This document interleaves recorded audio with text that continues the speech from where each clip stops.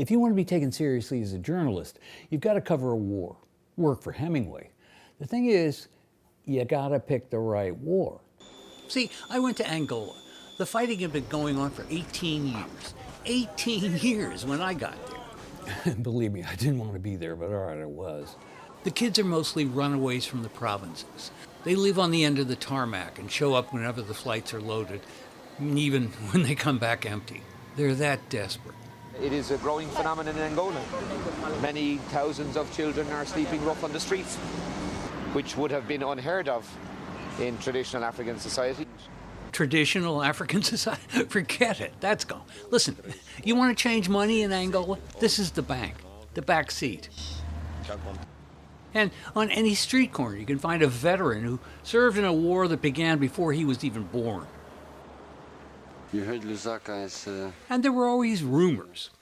a hoax. A hoax, or rumors, or what was the truth? Who could you trust? I mean, the crew, this aircraft, they're Russian. And the story was that when the Soviet Union collapsed, they had the keys, got in their planes, and took off. Maybe they stole this aircraft? Nobody could say for sure, but word was that if the rebels caught them, they'd be shot.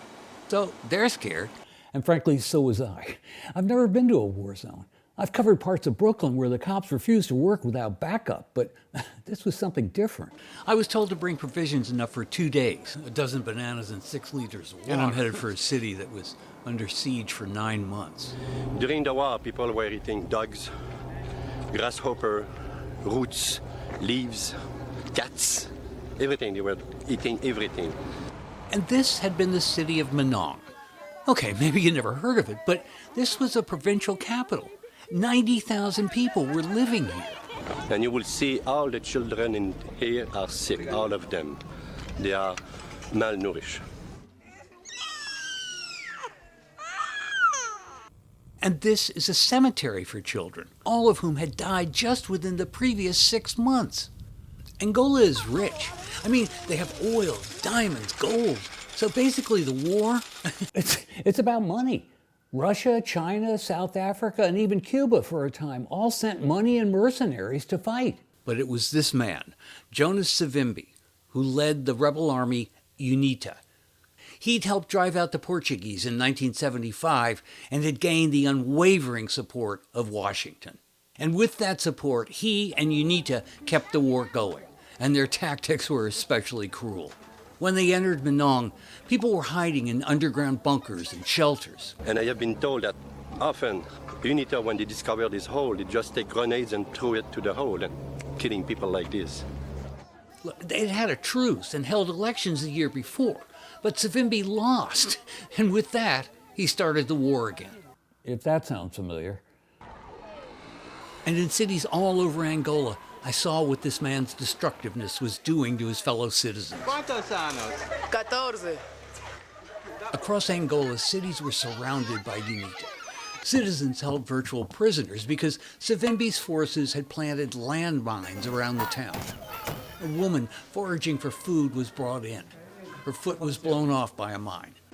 The doctors insisted I show the world. Well, now that the world's seen that, will anything change? No, because as I witnessed this, we were hearing reports that something horrible was happening in Rwanda. And see, spending time there is a kind of purgatory because you never know when it's going to end, if it will. See, the plane, which was supposed to come back in 2 days, was now several days overdue.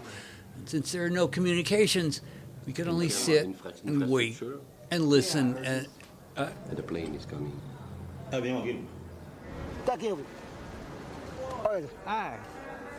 We ran like hell to the airport. When I got back to New York, everybody was curious to see my footage. Especially, now watch, in just a moment they start shelling the airport. There. Now, listen again, it's like a sack of potatoes. Mortar fire. The first one was too short, and the second one was too long. Well, too bad. See, Rwanda was the hot war by then, and nobody cared about Angola. One exec summed it up. If Angola ever gets hot again, do call us.